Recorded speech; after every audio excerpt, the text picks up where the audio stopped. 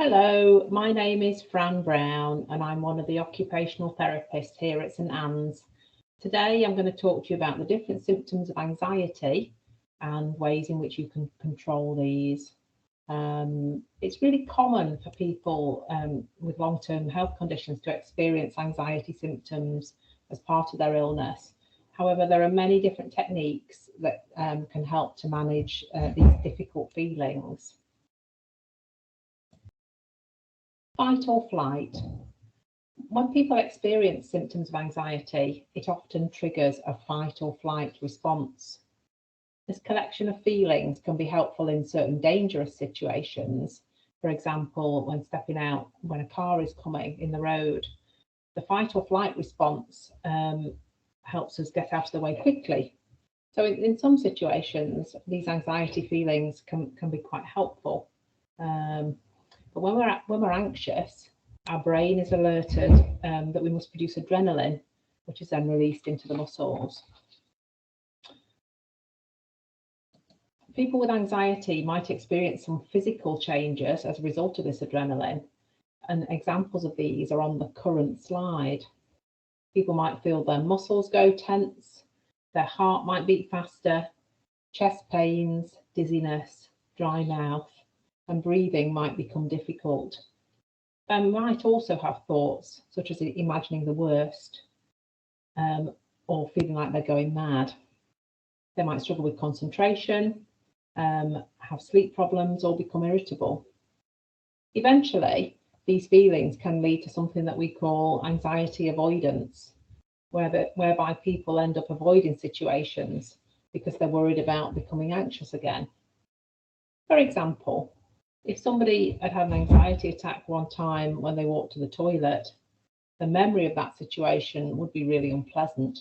And so they might decide to try and avoid that by drinking less. So they need to go to the toilet less. Obviously, this is a really unhelpful cycle to get into, both from a mental health perspective, but also physically. And so a situation like that is one when it's really important to notice that this cycle is happening and to start to make a change so that the person feels more in control. So when anxiety affects life to the extent that people avoid situations or things, it's a really clear sign to change the process of thinking and feeling and to just start to try and make a difference. Moving on to the next slide. There are a few common thoughts that people can have when they're feeling anxious.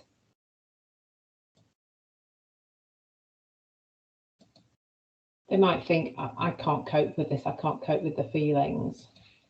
They might have physical symptoms to the extent that they feel like they're going to pass out. And then they may feel the symptoms so strongly that they feel that they've actually got a serious medical condition, like I'm going to have a stroke or a heart attack. Really unpleasant feelings to be having. And these common thoughts are untrue, but at the time they feel really real. And by understanding the body's response to an anxiety situation can take away these worrying thoughts, that it's an actual medical event. Moving on to the next slide. When people experience anxiety, they can easily get into a spiral of feelings and symptoms that can be hard to break. People commonly worry about worrying, which makes everything feel worse. And we've got an example of the anxiety spiral on the screen now. It's a very common cycle, and the first step to controlling this is to notice what's happening and recognise it as anxiety. So now we're just going to talk about some techniques to control anxiety and how to start to break the cycle of feelings and thoughts. Some people have their own coping strategies that work for them.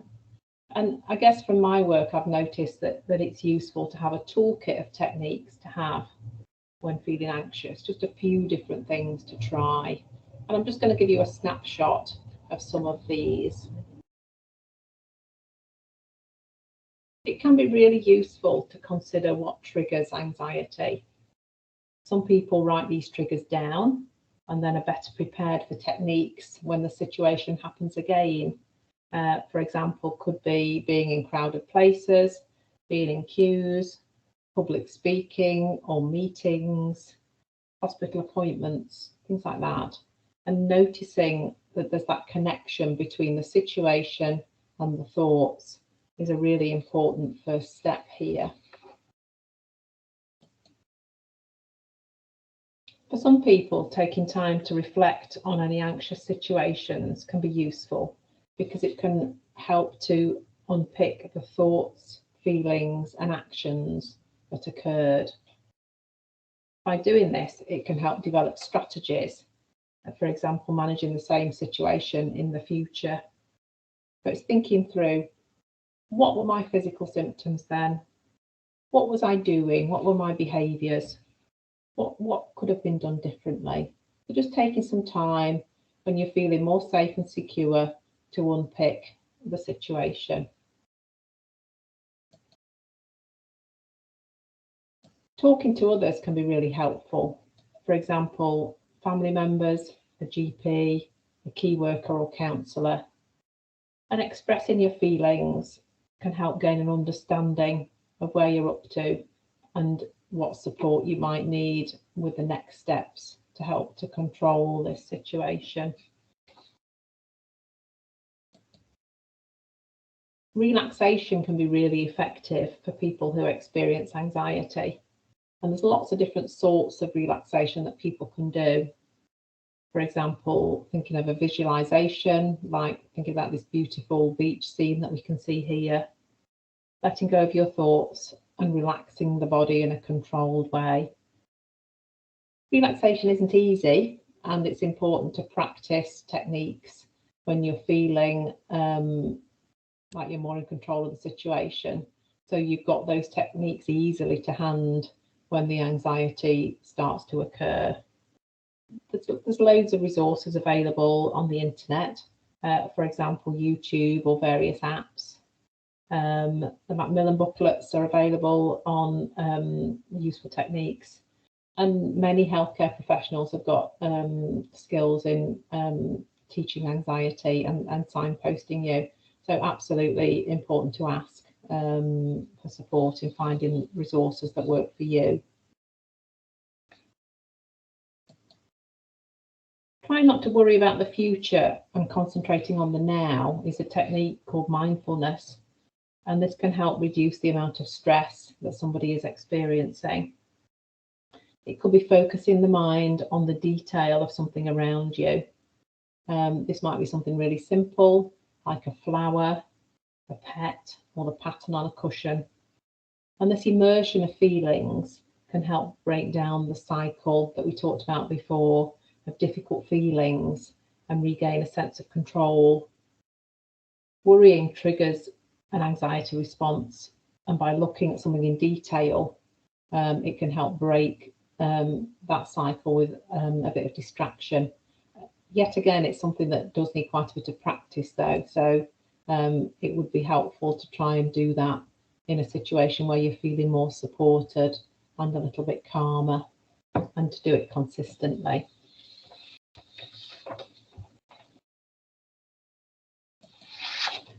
And we've mentioned distraction. So this might be involving yourself in an activity that you find interesting and to get involved with, something where you're learning something different.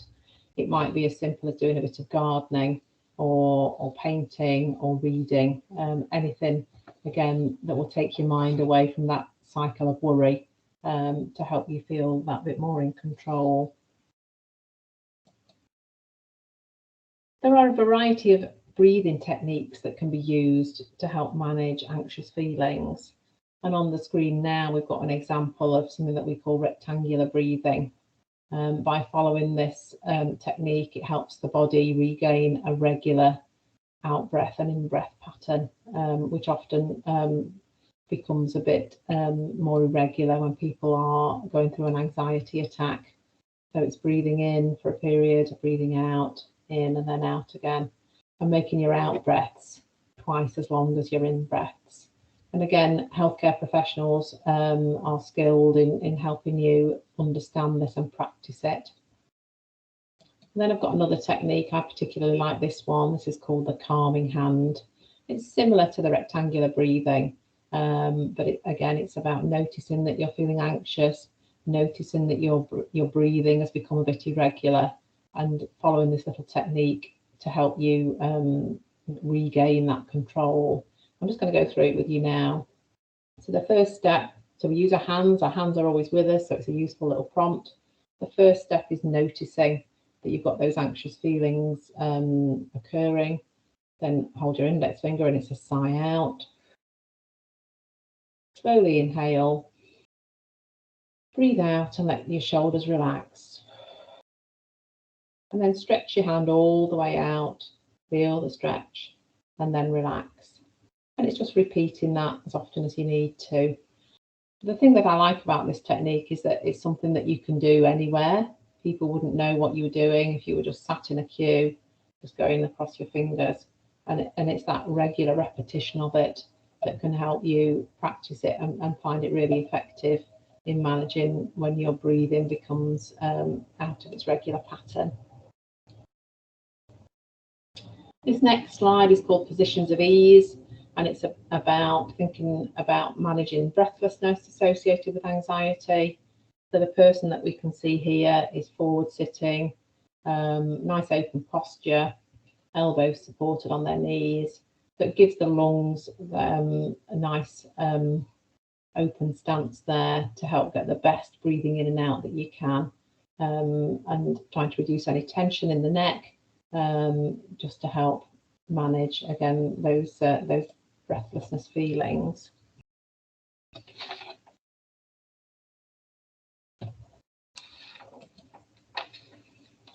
And we've mentioned a little bit about thinking.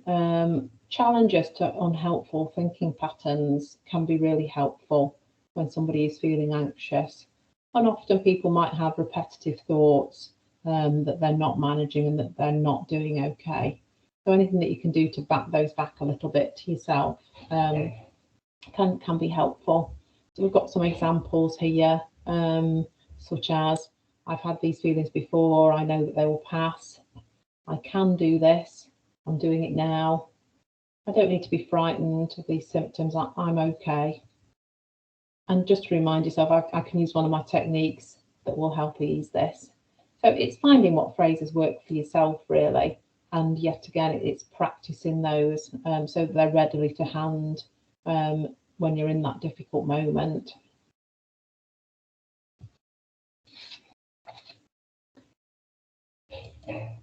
So finally, as a recap, it's useful to have a toolkit of techniques that during times of anxiety you can refer to. And so these might include rectangular breathing that we've mentioned before, so that regular out breath and in breath. Thinking about your positioning, so maybe sitting forwards, so you've got a nice open posture, so helping your upper body particularly feel nice and relaxed. Use of distraction, so maybe gardening, a bit of reading, listening to music, that can help break that anxiety spiral of thoughts and feelings.